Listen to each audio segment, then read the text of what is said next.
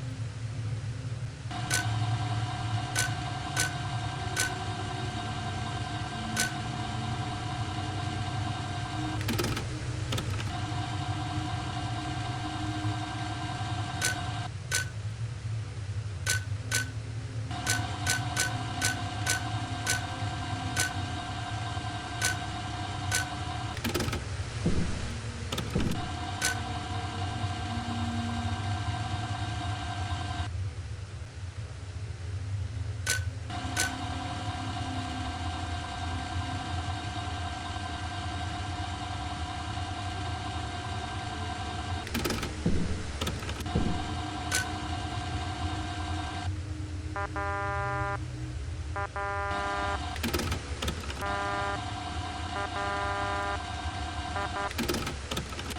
the birthday boy?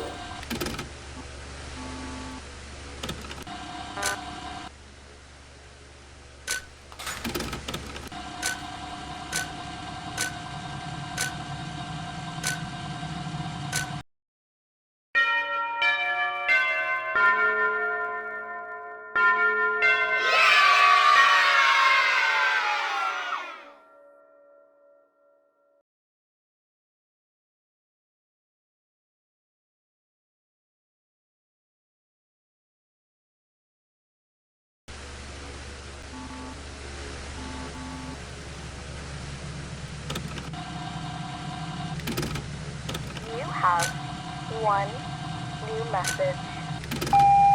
Hi again. Did you see the mascots walking around at all last night? Told you I wasn't lying. They didn't want me to tell you that yesterday.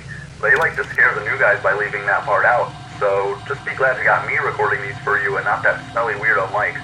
Last time he trained a new guy, Surprise! You know what, never mind. Anyway, I forgot to tell you yesterday that there's something else you can do from that room. If you tap and hold on either of those windows, you'll actually turn on a light outside the office. When the mascots are in nighttime mode, any bright light will practically blind them, so that should slow them down substantially. You can do that if the PA system is still recharging and you need to buy yourself more time. That should work as long as the light doesn't get too dim, of course. So watch that battery. Also, speaking of the mascot's nighttime mode, it turns out that they might not properly recognize you as an employee in the dark. So, they probably think you're a customer who wandered into a staff area or an intruder. Heck, they might even think you're a costumeless mascot. But if they get to you, they'll probably try to forcefully detain you, to put it lightly. Hey, if they do get into that room, try going limp. They might not recognize you as a person at all in that case. So then they might think you're an empty costume and try to take you apart. You know what? Don't do that. Just keep them out of there, alright? Be safe.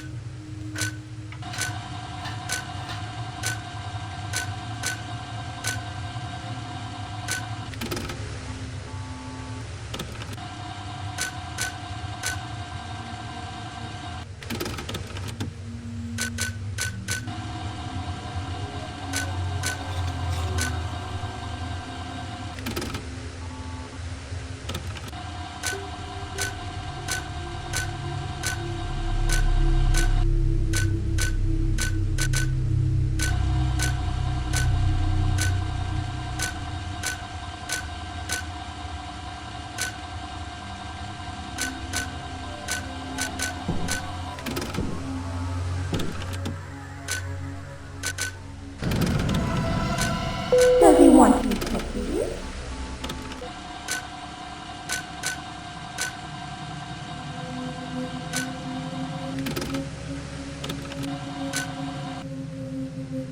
Want to see a magic trick?